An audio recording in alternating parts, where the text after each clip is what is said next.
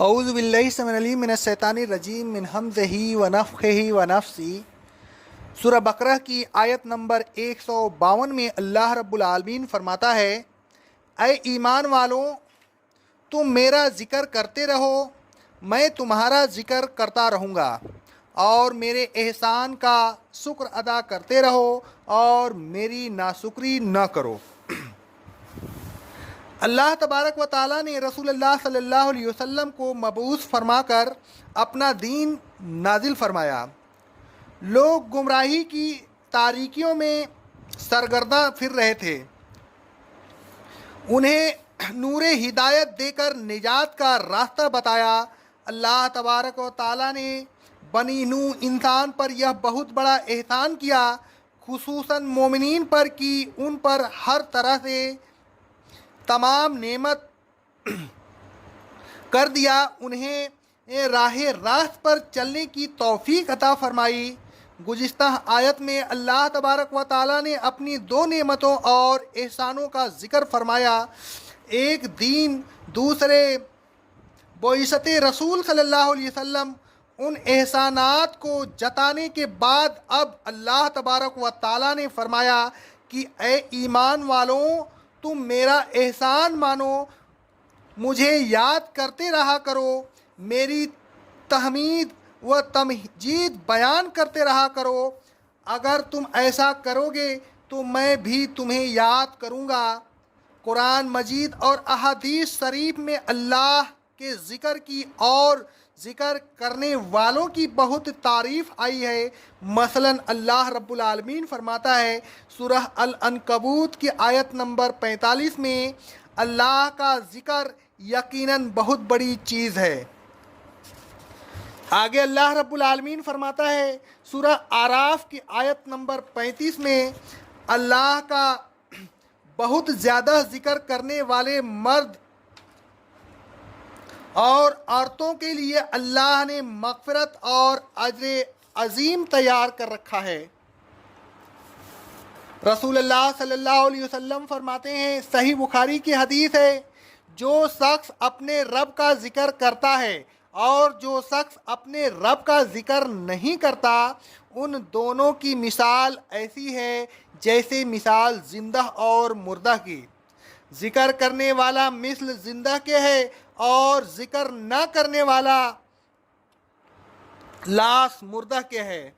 رسول اللہ صلی اللہ علیہ وسلم فرماتے ہیں، صحیح بخاری اور صحیح مسلم کی حدیث ہے، اللہ کے چند فرشتے ایسے ہیں جو اہل ذکر کو تلاش کرتے ہوئے راستوں پر گھومتے رہتے ہیں، پھر جب وہ ایسے لوگوں کو پاتے ہیں جو اللہ کا ذکر کرتے ہوتے ہیں تو ایک دوسرے کو بلاتے ہیں کہ اپنی مراد پانے کے لیے اس طرف آؤ، پھر وہ ذکر کرنے والوں کو اپنے بازوؤں سے آسمانی دنیا تک ڈھانک لیتے ہیں۔ پھر جب وہ اپنے رب کے پاس جاتے ہیں تو ان کا رب ان سے پوچھتا ہے، حالانکہ وہ ان سے زیادہ واقف ہوتا ہے کہ میرے بندے کیا کر رہے ہیں۔ فرشتے کہتے ہیں کہ وہ تیری تسبیح، تکبیر، تحمید اور تمجید بیان کر رہے ہیں۔ اللہ پوچھتا ہے، کیا انہوں نے مجھے دیکھا ہے؟ فرشتے کہتے ہیں، اللہ کی قسم انہوں نے تجھے نہیں دیکھا۔ اللہ پوچھتا ہے، اگر وہ مجھے دیکھ لیتے تو ان کی کیا کیفیت ہوتی؟ فرشتے کہتے ہیں، اگر وہ تجھے دیکھ لیتے تو پھر اور زیادہ شدت سے تیری عبادت کرتے اور زیادہ شدت سے تیری تمجید اور زیادہ کثرت سے تیری تسبیح بیان کرتے۔ اللہ تبارک و تعالیٰ فرماتا ہے، وہ مجھ سے کیا سوال کرتے ہیں؟ فرشتے کہتے ہیں، وہ تجھ سے جنت کا سوال کرتے ہیں۔ اللہ رب العالمین فرماتا ہے، انہوں نے جنت کو دیکھا ہے؟ فرشتے کہتے ہیں، اے رب العالمین کی قسم انہوں نے جنت کو نہیں دیکھا۔ اللہ تبارک و تعالیٰ فرماتا ہے، اگر وہ دیکھ لیتے تو ان کی کیا کیفیت ہوتی؟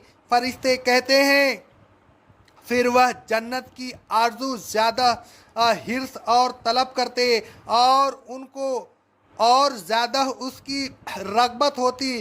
پھر اللہ پوچھتا ہے وہ کس چیز سے میرا پناہ طلب کرتے ہیں؟ فرشتے کہتے ہیں دوزخ سے۔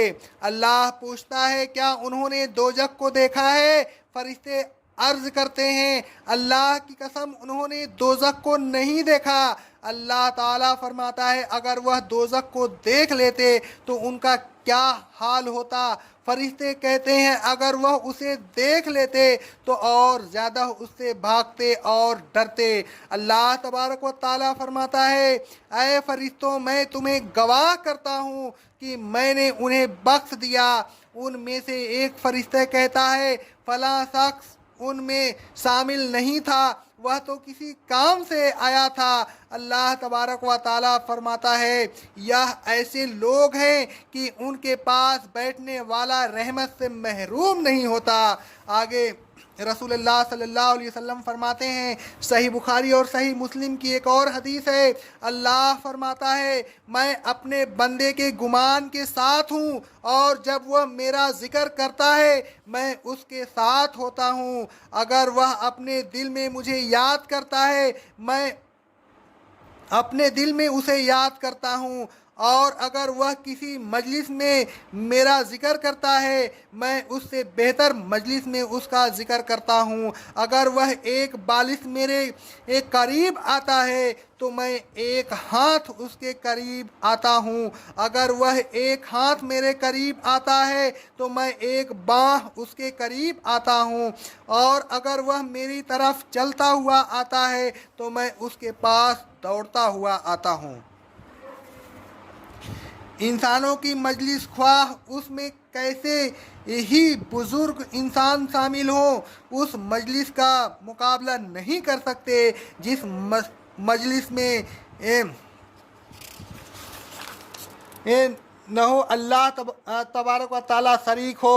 یقیناً وہ مجلس دنیا والوں کی محفل سے بہتر ہوگی۔ ایسا محفل میں کسی انسان کا ذکر آ جائے تو کتنی بڑی سعادت ہے، اور یہ سعادت کسی محفل میں اللہ تعالیٰ کا ذکر کرنے سے حاصل ہوتی ہے۔